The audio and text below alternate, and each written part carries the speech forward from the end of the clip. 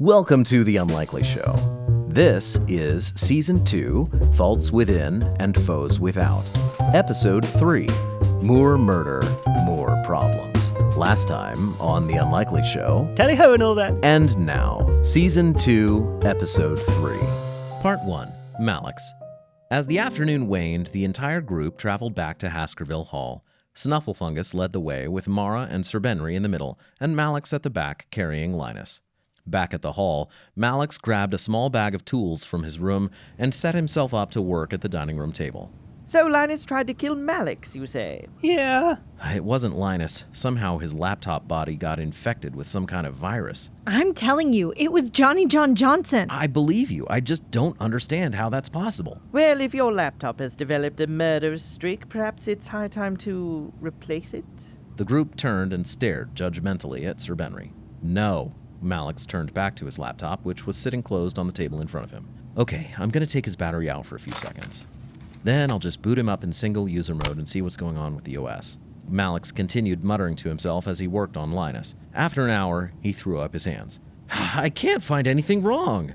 What? Snufflefungus woke from an impromptu nap, and Mara looked up from a book she had been reading. What do you mean you can't find anything wrong? Well, my tools are kind of limited here, but I'm not finding any corrupted or suspicious files on the disk.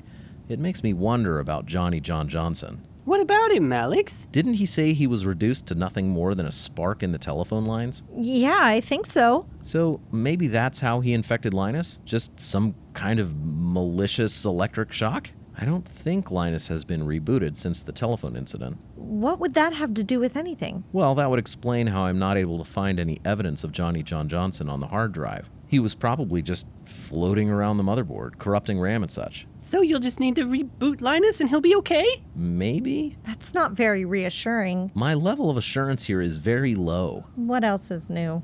Malex rebooted Linus and held his breath. After a moment, the iconic startup chime sounded, and Linus's face flickered into view. Weird. Linus! Hi! Hey, how are you doing? What do you remember? I don't remember much. I certainly don't remember meeting any convict in the wilderness and trying to get him to recruit people for my new CrimeDash app. Your what? Do you remember trying to kill Malex? What? No. I think Johnny John Johnson was lurking in your circuits for the last few days. Oh, that explains a lot. What does it explain? I've been noticing a lot of errors in my logs, and gaps in my memory, too. And you didn't think to say anything about that? Linus shrugged in a manner that only a floating plastic laptop can shrug.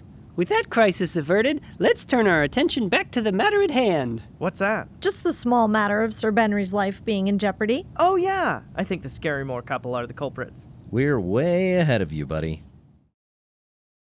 Part 2, Mara. Mara shook Sir Benry's hand and even mustered up a smile. Must it be goodbye already? I'm afraid so, old boy. We've urgent matters to attend to. Mara nodded in agreement and disengaged from the disappointed Sir Benry. And what of the danger I'm supposed to be in? That's just it. The escaped convict was the source of all your troubles, and now that he's dead, you have nothing to worry about. Yep. So anyway, we got a train to catch. Would you like me to send you in a carriage? The train station is awfully far. That won't be necessary. We sent for a taxi. There are taxis out here? Oh, yes, lots of them. See ya! Goodbye. Toodles. The group started out the door, but Snufflefungus hesitated. Oh, and Sir Benry? Yes, Snufflefungus Holmes? It is absolutely vital that you attend that dinner at Nailton's house this evening. Do you understand? Not in the foggiest. What Snuffy means is, you want to make a good first impression, don't you? Of course. I had better get ready for dinner then.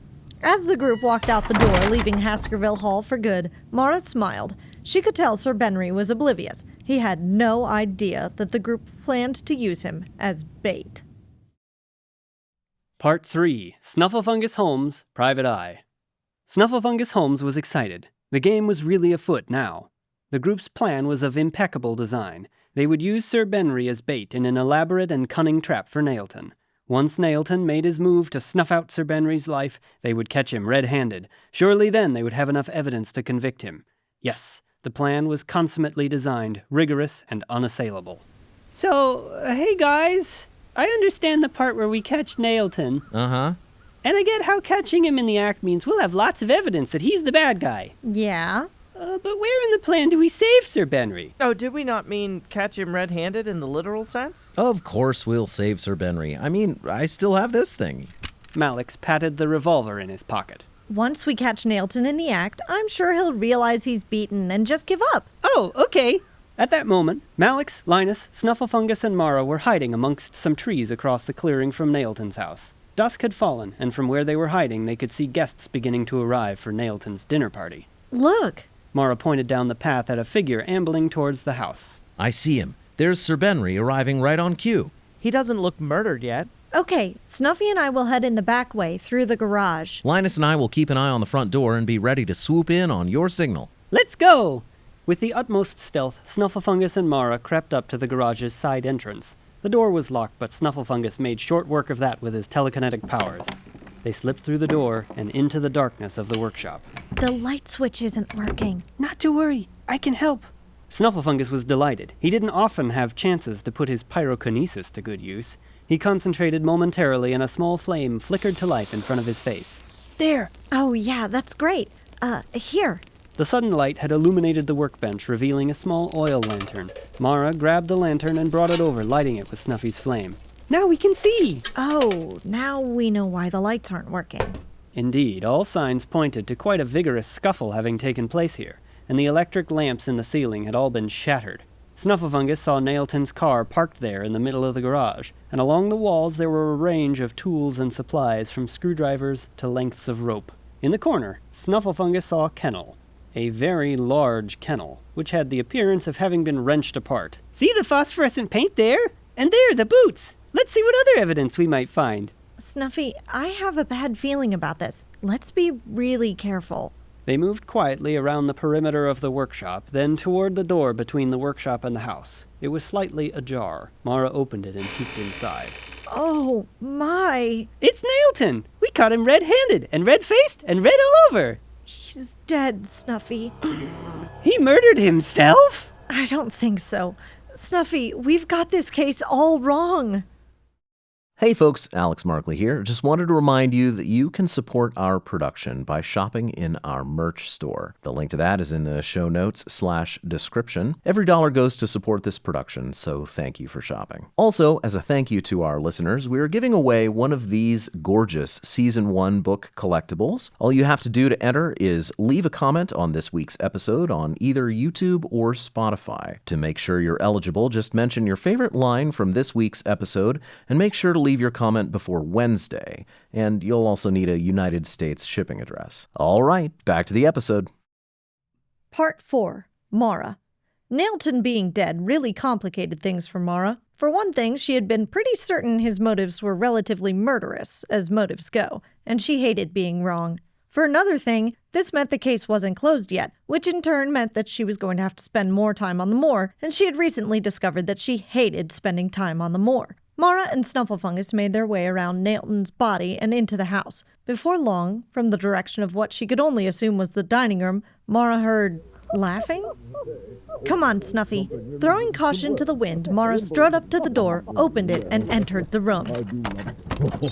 And of course, you know, she never brought it up again. Gouty, you old monster. Hello! Dear me, what a pleasant surprise. Snufflefungus, Holmes, and Mara. Sir Benry here told me you took your leave, that the situation with the Hound was well under control. The situation is not under control. I do love a plot twist. Manners! Pardon my manners. Of course, I must introduce you to Mr. Crankland. How do you do? And my wife, Mrs. Gautimer. How do you do? How do you do? One of the servants wordlessly pulled out chairs for Mara and Snufflefungus, gesturing for them to sit. Another servant was circling the table and pouring wine for the guests. He was just serving Mr. Crankland, which seemed to annoy the man very much. It hasn't escaped my notice that we've been invited to a dinner party which is so far bereft of dinner. Where is our impertinent host? Yes, where is Nailton? About that. Suddenly, the door at the back of the dining room opened, and a new figure strode in. Mara blanched. My apologies. Mr. Nailton will not be joining us this evening. On the contrary, it is I who will play host to tonight's dinner. It's the Hound! Mara struggled to comprehend what she was seeing. It was the Hound, of course, but nothing had prepared Mara for how enormous the creature would be. If it had been on all fours, it would have towered over the party. But it wasn't on all fours. It strode confidently on its hind legs and was dressed for the occasion in a fine vest and dinner jacket. As the Hound took his seat at the head of the table, everyone remained frozen to their spots in mortal terror. Mrs. Gowdemer fainted.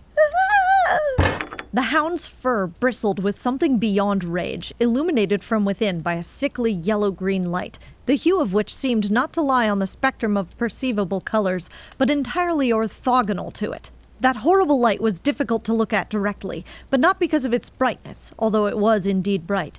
It was hard to behold because it seemed to be radiating an evil which made Mara's head hurt, a pressure between her thoughts as if a vast malice were pressing against the fragile boundaries of reality. As it spoke, the Hound's unnaturally muscle-bound frame twitched as if it took constant effort for the creature to restrain itself from leaping out of its chair. Most disturbing of all, Mara thought she sensed within the creature something familiar, something she should recognize, but she couldn't fathom what. I'd hardly call this dinner when there's no food at the table. But my dear Mr. Crankland, the food is at the table. Can't you see it? The Hound peered around at each of the guests in turn, its empty eyes lingering briefly on Mara and Snufflefungus, as if it was somehow surprised to see them. Oh, he means us. We're the food. Excuse me, Mr. Hound, sir? Do I know you from somewhere? I should hope so. You did, after all, murder my friend. What? I think I would remember doing a murder. I was just trying to escape the indignity of being Mike's pet. I was a one-legged, hairless, dog-like monstrosity, reviled by all who beheld me. And I found solace in one living creature, my friend Octo, who you murdered. Oh, yeah, I remember that now. In our defense, though, we didn't actually murder Octo. That's true. We just banished him into an eternal prison made out of space and time. Well, what do you think he's going to eat in there? Oh, I wouldn't worry about it. He's in there with Santa, sworn enemy of all mankind. What Snuffy means to say is that Octo will have a lot of gingerbread to eat, as much as he wants. It's a long story.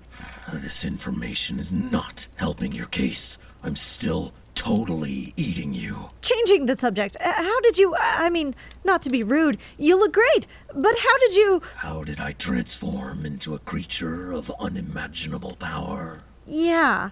It was a horrible journey, overflowing with agony. My body was racked by the dual injustices of being bereaved of my friend and also my nature as an abomination created by the sinister machinations of the Ohioville Animal Shelter. I squirmed, I crawled, I wept. Pitiable creature that I was, I journeyed as far away from the city as I could. If I have to suffer through much more exposition, I'll sue for damages. Finally, my wanderings led me to this, the Ohioville Moor. And a new, more abyssal energy seeped up into me like a black ichor from its barren soil, invading not my flesh, but the tortured memory of flesh.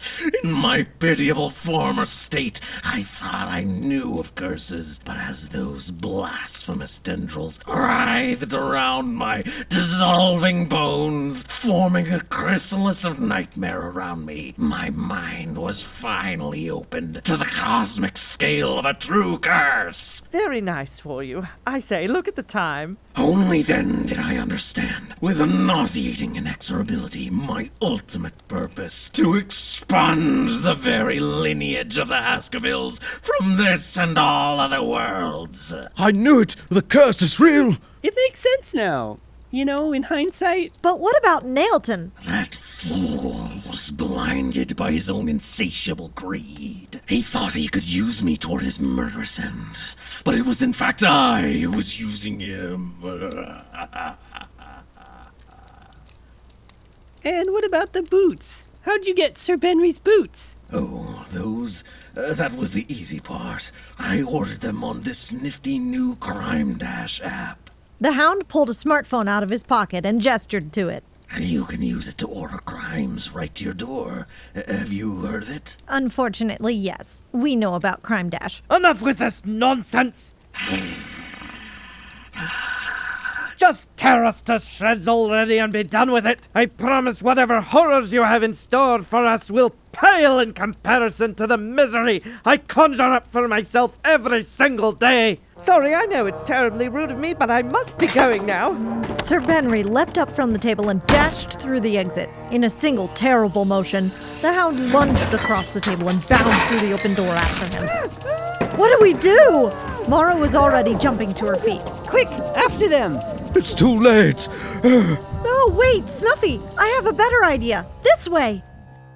Hey folks, Alex Markley here with a brief interruption. As you know, this show would not be possible without the generous support of our patrons who love what we create and financially contribute to supporting the show. If you'd like to support the show, check out our Patreon page. Among other perks, supporters at the silver and gold levels get each episode ad-free and a week early. That link is in the show notes /description. And back to the episode. Part 5. Linus. Linus was bored and annoyed. Night had fallen in earnest by now, although the moon provided plenty of light to see by. But it had been so long since Mara and Snufflefungus had gone into the house, and Linus genuinely despaired of anything exciting happening at this point. To make matters worse, Malex just kept talking. All I'm saying is, you should really spend more time thinking about the ethics of what you're doing. I don't think you're a bad guy on the inside, but these side projects of yours like CrimeDash.com are literally the kinds of things a bad guy would do. Okay, Dad.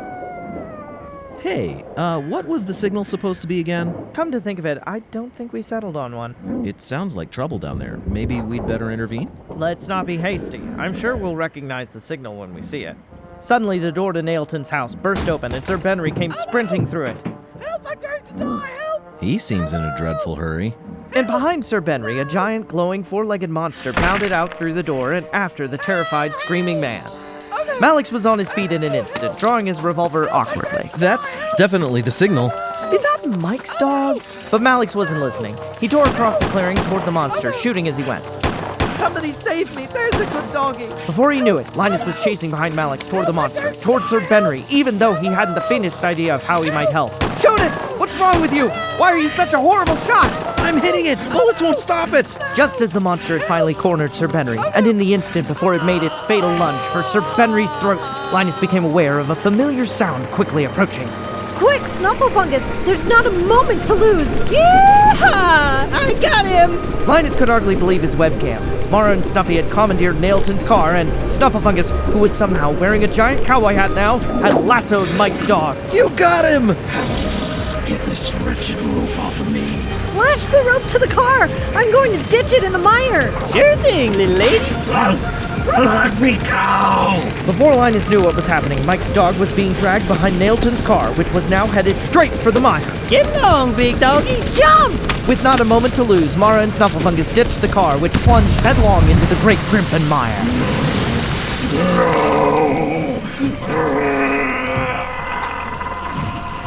Mike's dog, ensnared as he was about the neck, was powerless to resist the inexorable pull of the car as it sank deep into the filthy muck. You did it!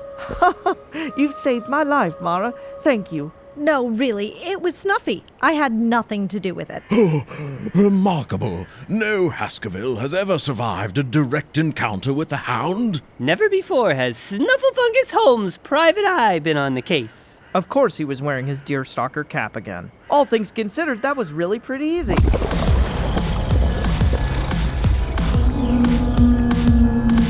Oh no! Without any warning, the Hound's head and shoulders emerged from the surface of the mire. Its muscles rippled with exertion as it slowly climbed upward, inch by terrifying inch. What now? That's it! I'm done for! Not so fast, Sir Benry. The Moor ponies will see to it now. The what? Linus was aghast as he watched a ring of ethereal undead ponies surrounded the Hound, clambering about its shoulders with their tattered hooves. The neighing! The neighing! As suddenly as it had emerged, the Hound's terrified visage pulled back under, succumbing to the ghastly pull of those terrible hooves. Well, that's that then. But how did Mike's dog get all the way out here? That's what you're focused on right now? How he got out here? Not how did he get transformed into a horrible monster? Or even, what on God's green earth were those nightmare ponies? Well, you see, the Moor ponies are... Shut up! Shut up! Nobody cares about your stories. Mike's dog was an abomination before he came to this cursed place. He said he was made that way by the Ohioville Animal Shelter. Maybe when we get back to town, we should investigate them. I think we need to prioritize the getting back to town part of that plan. Sir Benry had sidled his way alongside Mara. He put his arm around her shoulders. Say, Mara, I think we make a really good team. Wouldn't you agree? I do not agree. If you ever touch me again, I'm going to break your arm. Well, She means it too, just saying. Onward to the train station! did nobody else see those ponies? Why are we pretending like everyone is okay? I am not okay. Hello? The end. Thanks for watching this episode of The Unlikely Show, a production of Markley Bros Entertainment. If you'd prefer to listen to the show, you can find the podcast version on the web at unlikely.show, on Apple Podcasts, or wherever you get your podcasts. If you're enjoying the show, share it with a friend. And once you've done that, please hit the like button, subscribe to our channel, and let us know what you think in the comments below. This really helps our show reach more people and makes a big difference in the long-term sustainability of our production.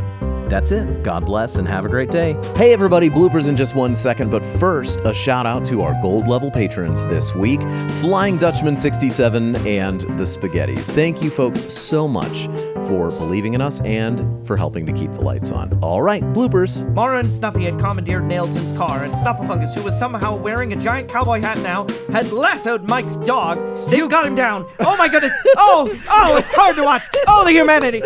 No, I'm sorry. Okay. 10 out of 10. I mean, I wasn't going to stop you. I didn't think I could.